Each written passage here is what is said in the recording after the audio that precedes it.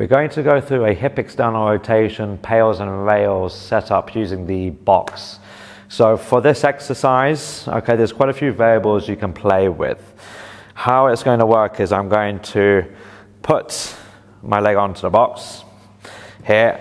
So variables I can play with are how much of the leg I have up on here. I could slide back a little bit more, taking more of my leg off the box.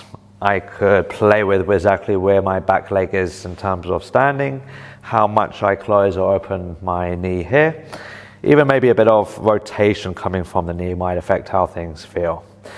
And then also I could play with how I shift weight onto my pelvis. So I could shift weight more towards my left, which will very much change how this whole hip area gets loaded. I could shift weight a little bit more towards my right side, which again will change.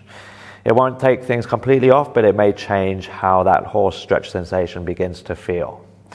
So you can play with moving from side to side with the weight distribution. I could also play with rotating my torso, which essentially I'm trying to turn my pelvis or rotate my pelvis. And then that will also change how things feel. Okay, then in order to get into the stretch, what I want to think about doing first is anteriorly tilting my pelvis. So if my pelvis was like a ball of water, I want to pour water out of the front of the pelvis, think lift the tailbone up. By doing that alone, it gives me a very nice stretch here already. And then I can explore the stretch, lower myself down, see how it feels. As I lower myself down, that should increase the stretch. I can then move to the side a little bit and explore, try to figure out where I have a good line of tension. While I'm down here, I could also play with maybe bending the knee, shifting the weight from side to side. If I'm not feeling very comfortable, maybe moving the leg a little more off the box. So you can play with those variables also while you're down here. And then once you've found a good stretch, I just want you to kind of stay there passively for the stretch while I explain the PAILS and rails. So the PAILS contraction is going to be to resist the box. Two movements to think about: hip extension, so driving the leg down, okay, and also internal rotation, so rotating into the box.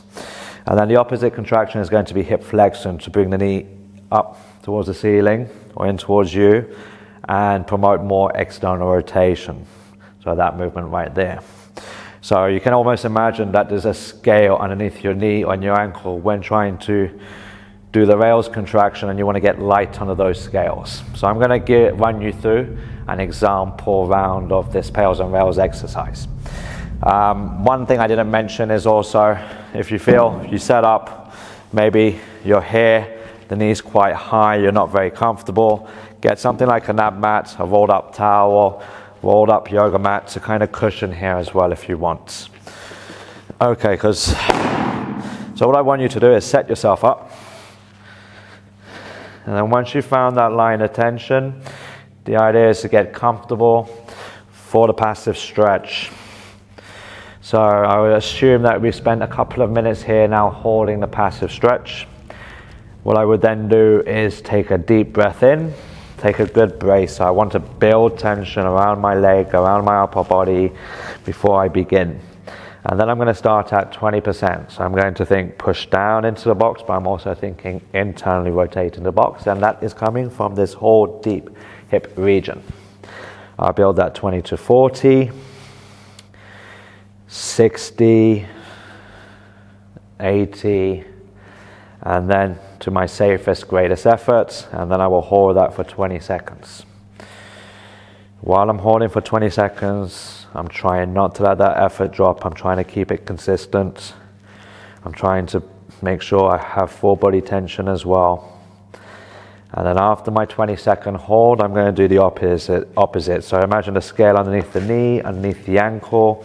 You want to get light underneath those scales. So I'm going to start to pull the leg in towards me, but I'm also thinking externally rotate the hip. So it's almost like the scale underneath the ankle should start to read lighter, because my intention is also to try and get this ankle towards this opposite shoulder.